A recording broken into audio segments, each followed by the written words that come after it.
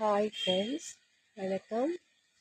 எங்கள் வீட்டு செடியில் பாருங்கள், பிரம்மக்கமலம் மொக்கு விட்டுருக்கு. எவ்வளோ அழகாக இருக்குது பாருங்கள். இது இந்த பூ பூக்கிறது ரொம்ப விசேஷம்னு சொல்கிறாங்க.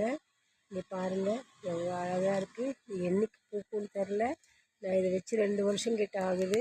இன்றைக்கி தான் ஃபஸ்ட்டு இந்த பூ எங்கள் வீட்டில் வந்திருக்கு.